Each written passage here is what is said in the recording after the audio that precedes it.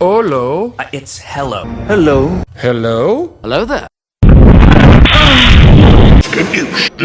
Welcome back to the Space Gulag. Today we're doing a request by one of the Grand Tier patrons. What if Revan had never had his mind wiped? Before we begin this video, special thanks to all of our patrons, our voice actors, and everyone a part of my team. Want a chance to win in our next giveaway? Watch to the end of the video. Tell you exactly how you can win.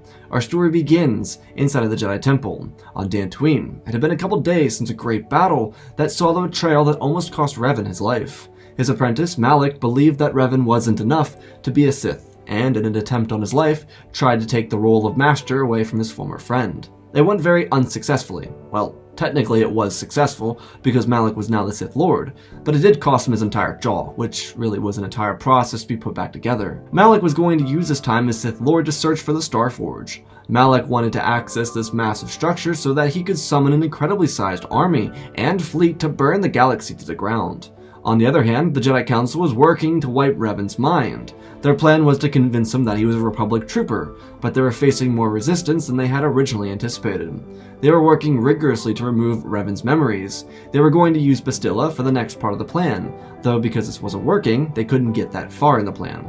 Originally, the Jedi Council planned on using Bastilla's connection to Revan to draw out all the information they wanted from him, but being that he wasn't breaking, they needed to come up with an alternative. The only reason Bastilla had a connection to Revan was because of their previous encounter. The Jedi Council still had time because Revan was still in a mini coma of some sort. They dispersed to meditate on it. Surely the Force would guide them down the correct path. For the next couple of days, different council members would suggest different ideas to work on wiping Revan's mind, each of them being completely unsuccessful. Though in the middle of one of their elaborate sessions, the man they were working with woke up in a jarring state of mind. Firstly, he was confused, and then he was filled with fury. He noticed a couple of the individuals, but the most prominent face was that of Bastilla. She had been there when he was last coherent, though he still wasn't sure of that yet.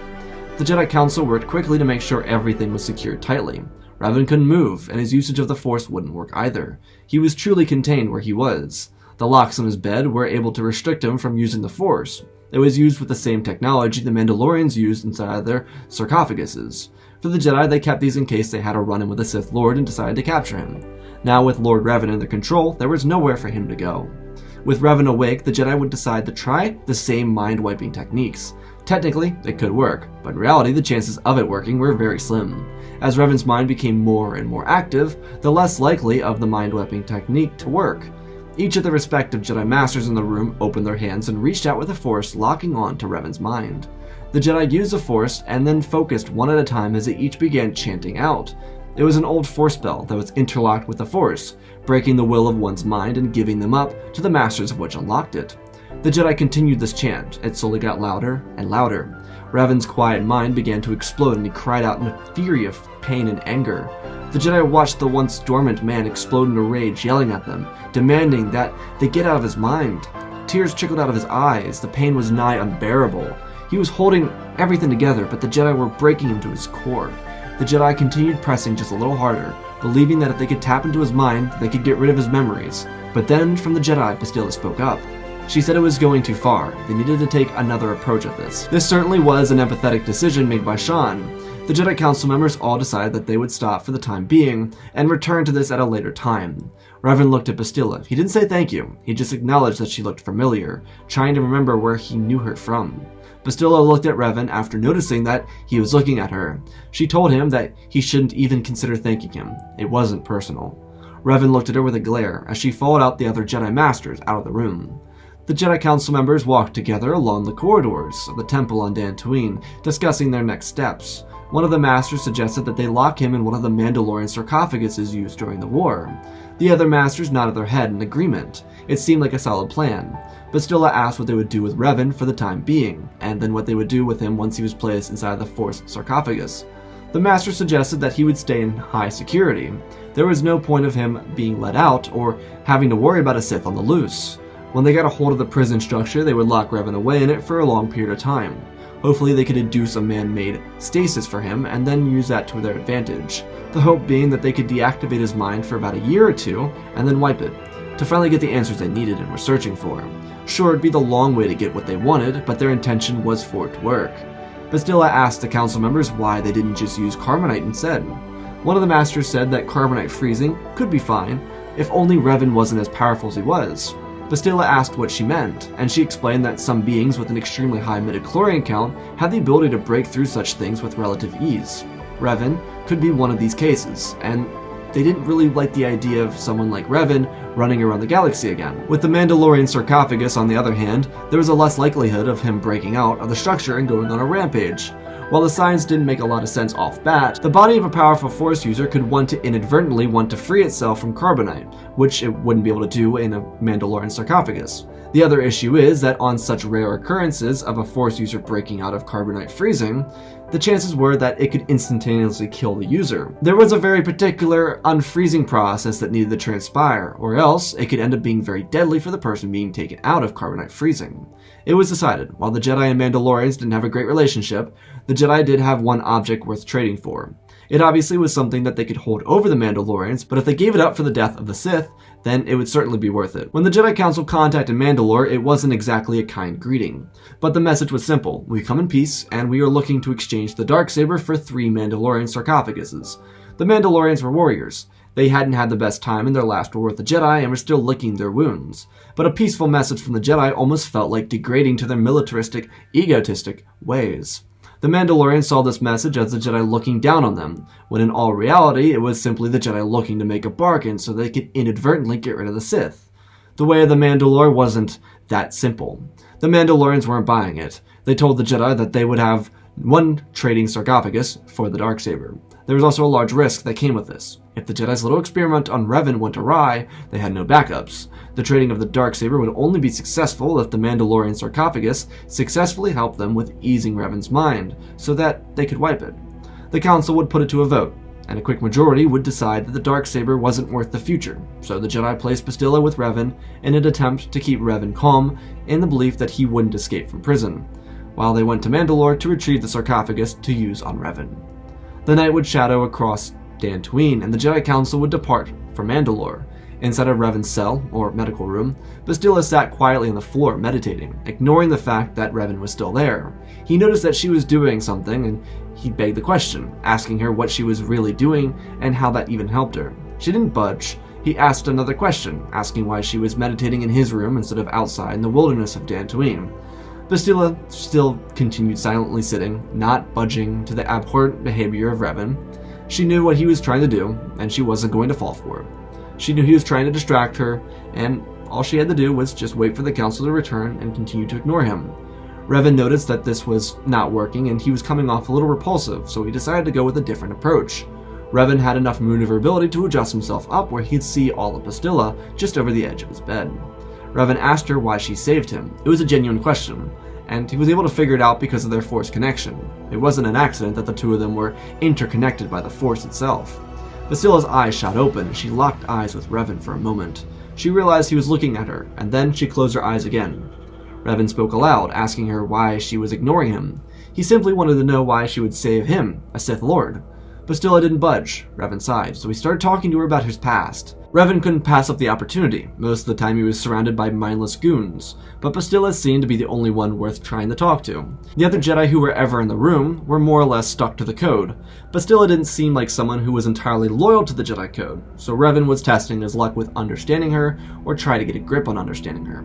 Bastilla kept listening to Revan as he talked about his past and his friend Alec, which eventually became the current Sith Lord known as Malak.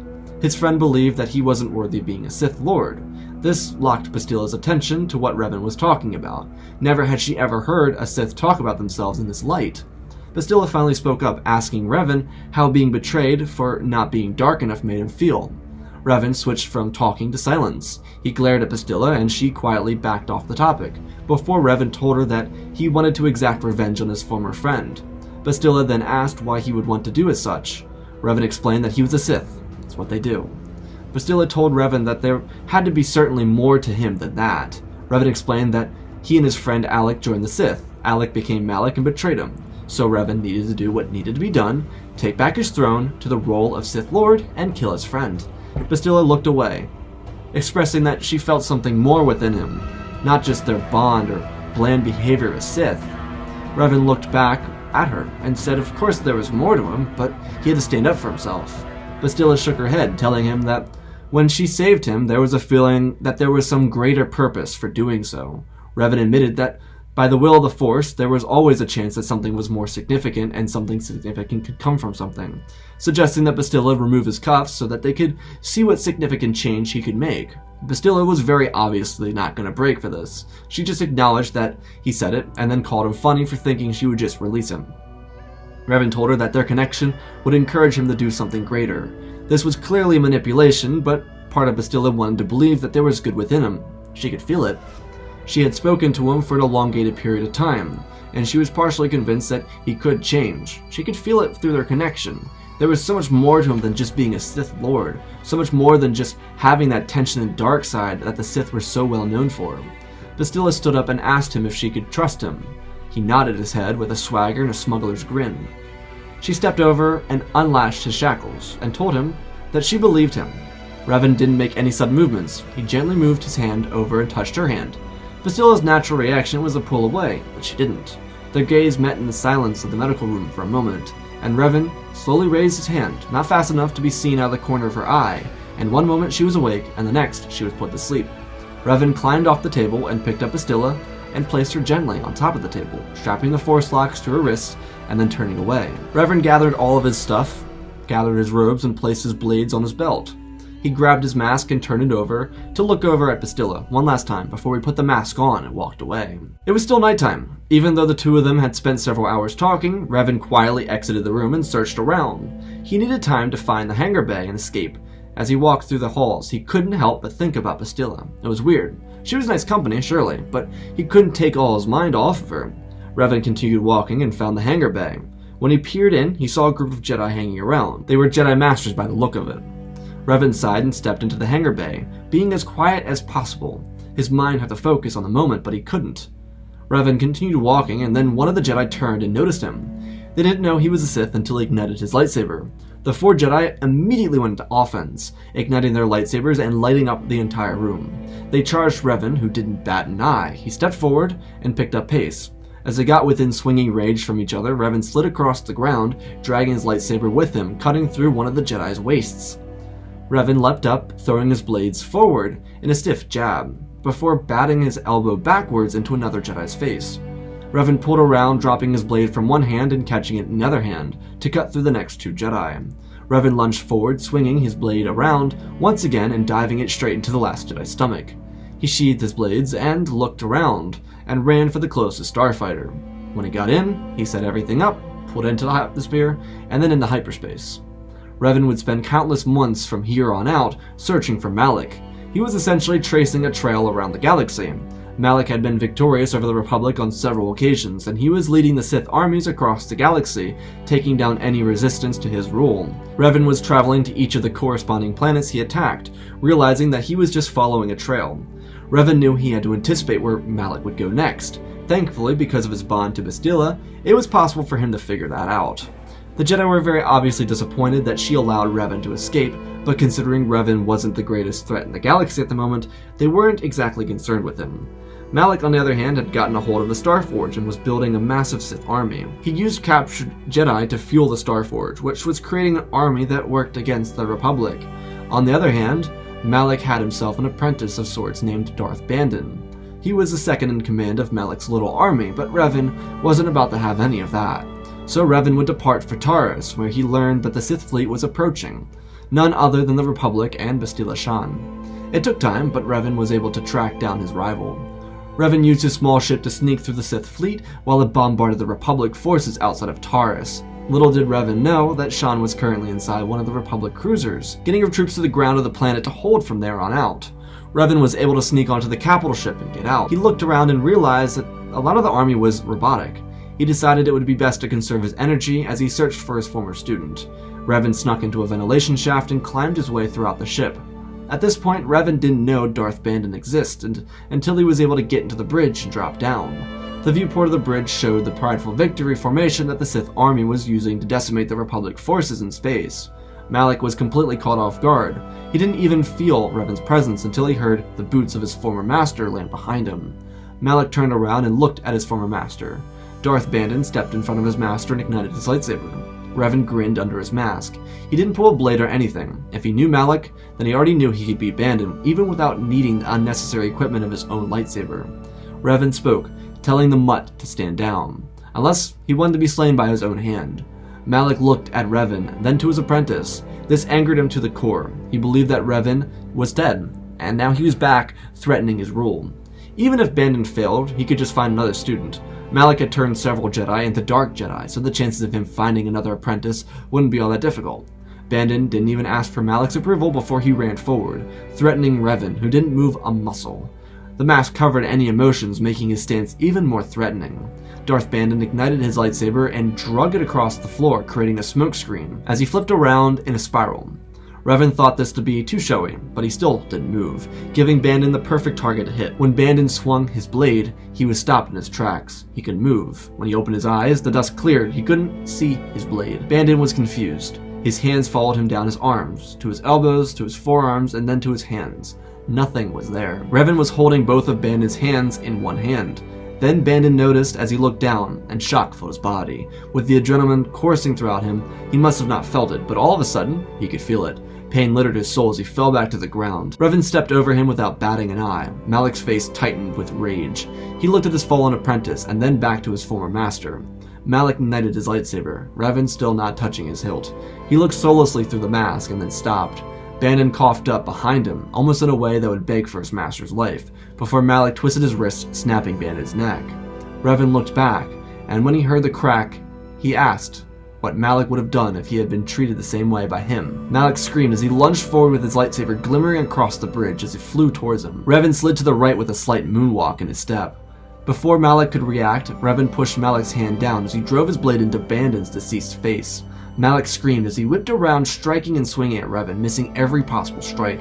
Revan ducked and moved behind Malak, igniting his own lightsaber. A shock of fear shot through Malak's entire body when he realized he was foolish to act so hastily towards Revan. Though Revan didn't go for the killing blow, he just jabbed his blade forward into the back of Malak's dominant shoulder before ripping his blade across, taking the arm off of his former student. Revan watched as Malak's blade and arm toppled to the ground. Revan stepped forward, telling Malak to kneel before him. Malak turned his head, and before he could catch an eye of Revan, the Dark Lord whipped his hand across Malak's face. A stubborn backhand to the destroyed jaw would knock some sense into someone. Revan told Malak that he wouldn't kill him. He would make him suffer for betraying him. And then, when he watched everything he built fall back into his master's control, he could die the slow, painful death he was worth. Revan looked at the on-deck droids and told them to take the fleet back to the Starforge. The droid asked about the current attack on Taris. Revan told the droid that it wasn't a question, it was an order. The droid followed his command and rerouted the entire fleet up and moved him back to the Starforge. Before the fleet could even obliterate the Republic, they were taken back to Tupela. Malak, throughout the trip through hyperspace, tried to gain answers from Revan, but he didn't speak to him. It was a Sith version of the silent treatment, and it was brutal. When they arrived at the Starforge, Revan took some time to truly understand what he was working with here before he began to use Malak as fuel. Revan's plan was to only use Malak, to feed other Force users to him and continue to drain him, essentially just bleeding Malak until he was no longer able to handle it, as fuel for the Starforge, of course. Revan very much so liked the idea of this and just got straight to work, designing a contraption that would allow him to keep one station flagship present to continuously feed Malak to the Starforge. Inevitably, it would allow Revan to create the largest army the galaxy had ever seen. It was brilliant. Most of the idea was stolen from what Malak had already started. He was just going to perfect it. After a couple days, Revan would dispatch his armies across the galaxy. Their sole intention was to capture planets, execute Republic troopers, and bring the Jedi back to him alive. It really was a simple plan. Revan set Malak up inside of a prison system similar to what the Jedi had set him up in on Dantooine, and left him inside of the bridge to be used for fuel for the Starforge. Revan, being the brilliant strategist he was, would go on each offensive, capturing Jedi, ravaging through the Republic, and learning more about the Force as he did. This would continue for weeks, until one day, while orbiting the Starforge, he was brought a group of Jedi from a recent assault near Tython. During this assault, the Republic was crushed, and the Jedi were brought to him as trophies to be used for fuel. Revan was perfectly excited with this result, until he ended up looking at the group of Jedi and seeing one of which he remembered. Revan requested that all but her be taken to the fueling room to be used for the Starforge. Bastilla spoke out, telling Revan that he was better than this. The Sith Lord looked at her before sitting down on his throne, begging the question of why she still believed there was good in him. Bastilla told Revan that the two of them were inextricably connected through the Force. She could feel all of his feelings and sense all of his thoughts. Maybe he couldn't for her, but ever since she saved him, she was connected to him on a much deeper level. Revan looked at her with his legs crossed, sitting as still as a statue on his throne. Revan thought for a moment. Before he stood up, he told Bastilla that she spared him once, so he would give her the same opportunity to just go free just this one time. A life for a life. Bastilla looked at Revan standing up, face to face with the Dark Lord, telling him that she wouldn't do that, and he knew it. Revan did know that she just wouldn't abandon her fellow Jedi. She would stay loyal to them till the end. Revan explained to her that within an hour or two, all those Jedi would be claimed by the Starforge. There was no point in trying to change that. Bastilla stood up with a bit more ferocity, explaining to him that there was so much more within him that he could do, and he had only forgotten it since he became a Sith. Revan told her that this was her last chance to leave well enough alone, or she would be slain. She immediately responded, asking if that was the case, then it would be he who had to kill her. He looked at her through the mask. Even he knew he couldn't bluff. She saved his life. There was no amount of thanks he could give. He tried to pass it off as a thanks for allowing him to escape from Dantooine, but this was much more than that, and they both knew it. Revan turned around. Bastilla used the Force to pull a lightsaber from Revan's belt as she ignited the purple blade. Revan turned around. She told Revan that he needed to let go of the other Jedi. Revan still didn't move. She ran towards him, and before she could slash, he ignited his lightsaber. Revan and Bastilla challenged each other. Their blades clashed in fury in the middle of the bridge. Revan used his telekinesis to hold his own against an opponent like Shan, who used her battle meditation to hold her own against him. Though, as their battle drew on, they realized that there was little they knew about each other. Their bond through the Force made it nearly impossible for the two of them to even be able to beat the other. They each knew the other's move before they made it. Revan would try everything. He knew he was a superior duelist, but in truth, when someone's inside your mind, no one is superior. Revan and Bastilla would challenge each other for multiple hours inside of the bridge, exhausting themselves to the point of breaking. Both of them drenched in soreness and sweat, and before the fight could continue, Bastilla threw her blade on the ground. Revan weakly stood up and looked at her. He quickly reacted by pulling his blade to his hand, holding both the red and the purple. He looked at Bastilla and without moving, wondering what she was going to say next, in whatever attempt to dissuade him from being him. Bastilla dropped to her knees, partially from the exhaustion of the multiple-hour duel, and then she spoke up, telling Revan that if he wanted to take over the galaxy, if he wanted to be the Sith Lord, then instead of sparing her, he would have to kill her right here and right now. Bastilla knew what Revan didn't, and so she closed her eyes and waited. Revan looked down at his two blades and stepped forward. Purple and red dragged across the skirt, illuminating the black, silky roads that had walked with him. Revan lifted his blades in an X formation around Bastilla's neck. He looked at her, his thoughts focused on taking her life, so that he could besiege the galaxy. Bastilla could feel the heat emanating from the lightsabers as she remained as still as possible, almost in a perpetual state of death. Revan looked at her and then took a deep breath as he closed his eyes, and before he could drag the blades across each other, he sheathed them, and then he fell to his knees in front of Bastilla. She opened her eyes, and in front of her, not more than arm's length away, was Revan. His blades touched the floor, and they silently fell from his lifeless hands. Bastilla put her hands up and removed his mask, and slowly lowered it to the floor. A single tear sat dormant on his cheek. Bastilla knew he couldn't do it. She counted 17 times during their duel where he pulled up. 17 different times where he had the opportunity to end it all, but he didn't. Bastilla thought for the next words to say, and then she reflected. She asked that Revan stop the destructive conflict, so to bring peace to the galaxy. Revan's mind is full of questions. He became a Sith Lord, and yet throughout his time as a Sith, he pulled back so many times. The most Sith he'd ever been was when he treated Malak the way he did for betraying him. Otherwise, Revan was just a student of the Force, not of the light nor the dark, and Bastilla knew that. It's why she freed him originally, and it's why she had to set him free now. Revan looked back up at Bastilla and told her that he couldn't fix this. He'd done too much wrong in both the servitude of the light and the dark. He'd ravaged star systems and tore down civilizations. He tortured innocents and slaughtered the weak. Bastilla told Revan that while there were plenty of wrongs, there were plenty of rights to come from it. Bastilla told Revan that what he could do is begin with erasing what was wrong with the galaxy. Revan's eyes opened as he looked at her and said that it's all broken. The Force is out of balance and he contributed to it. She smiled and placed her hand on his, and told him that belief in failure is accepting defeat. Nothing has ever truly failed unless one has given up. Revan sighed. His heart fell heavy into his chest, and the hood over his head toppled back down against the back of his neck. Bastilla reminded Revan of who he was, and he thought on that. A thought came to his mind. If he wanted to eradicate what's wrong with the galaxy, then he should eradicate the rules. Bastilla knew what Revan was planning, and so she contributed. In order to provide security for the galaxy, people needed to be free to make their own decisions. Sure, the Mandalorians were prideful warriors whom many disliked, and sure the Republic had its ups and downs, but the Force itself was out of balance because of those who wrote the rules for it, those who scripted it to what they desired. The Jedi and the Sith were the problem with the galaxy, and the Starforge was too. The lust for power and the quest for more than any individual could ever possess, ever should possess at that. If it was all taken away, and made an example of, then certainly what was wrong could be made right. Revan would send out distress beacons, and it would contact every listed fleet, Republic, Jedi, Sith, Mandalorian, Hutt, Pirate, Criminal, Underworld. All of them would be contacted. It would reveal to each of them what they most desired, their least attainable possession, and it would draw them all in.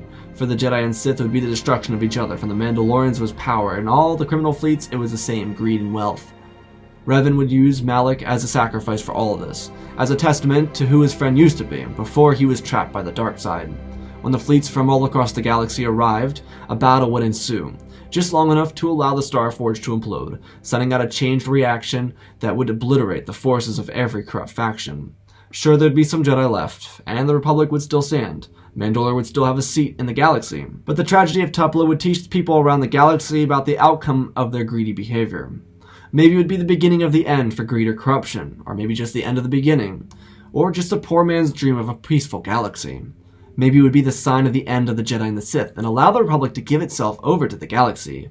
But one thing was for certain, the impact of millions, the death of millions in one moment, could all be felt around the galaxy. Families with brothers, sisters, mothers, fathers, wives, husbands would all be lost in an instant to never return.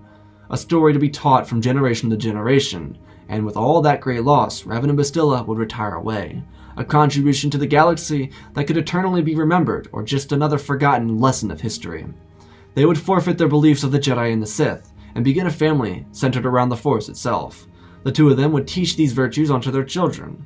The only question would be the longevity of the effect of Revan, Bastilla, and the tragedy of Tupla.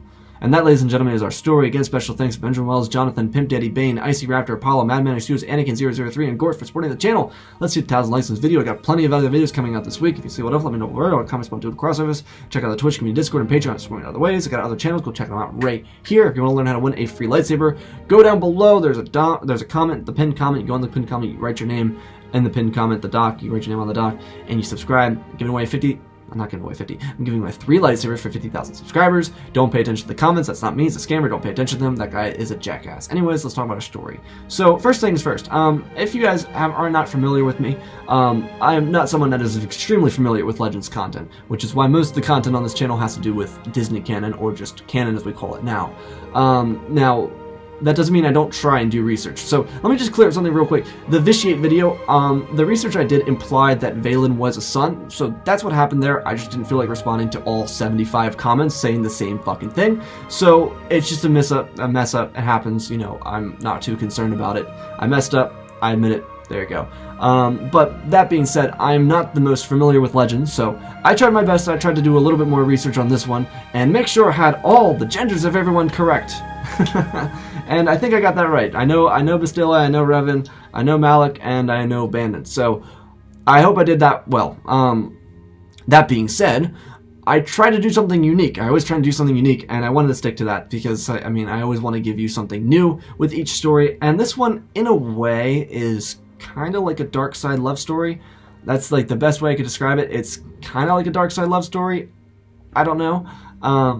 But I guess what I was trying to go for is like, people love Revan, and I know that. I'm very familiar that Revan's a fan favorite character, so I kind of took the idea of Revan being the chosen one and decided to put that into practice. Because as far as I can tell from everything I've read, from fans to lore to everything like that, Revan has an ability to switch from light to dark just like snapping the finger. It's just like he can do that. That's what I've seen. You can quote me or you can not quote me. That is up to you, Legends fans. That is literally up to you. But that's what I read, is that it's like a snap of the finger with him. He can choose light or he can choose dark. Unlike Anakin, unlike Dooku, unlike whoever, they just can't choose light or dark. It's something that they have to gradually work for, something that has to affect them internally for them to be like, oh, you know what, maybe I should or should not be doing this. So, with that being said, with that assumption that Revan could do that, I decided to take advantage of the love between him and Bastilla. Now, they've got a Force connection. I tried to do like a little dyad thing without going too dyad heavy for you Legends fans. I know you're not fans of the sequels. And I tried not to go too heavy with anything else, just to try and make everyone enjoy the story a little bit more and try and diversify the story enough that everyone gets to enjoy it just a bit. So, would Revan and Bastilla be technically a dyad? I would think that was kind of what I was going with without saying it simply in the story, without explicitly saying they're a dyad in the Force. I think they were more so just connected really well, that being because, as I read, again, that Bastilla saved Revan. She brought him back to life because it was the Jedi way. She was like, oh, I should save this dude. And then they created a bond with each other because of that, as what I read, again. So, clarifying that I read that, and going forward with that information that you guys now know, that's where I kind of based the story off of this connection between Bastilla and Revan, where I had to do some explaining of what I was trying to do with the plot through Bastilla asking questions to the Jedi Council members, and then kind of going back to what happened in Legends, where Taris is attacked by the Sith Empire, and I kind of decided to connect those two dots and make them kind of intersect, so you guys have an idea of like, oh, this is actually something that's in continuity, so this is where this happens. And okay, so I really did try my best on this one. Again, I'm not familiar with the Legends. I never had a computer growing up to play like the Legends games on, so I didn't play Legends games, and that's just not what I did. So I hope you all enjoyed this video. I love you all. Spread the love, and always remember, my friends, may the Force be with you.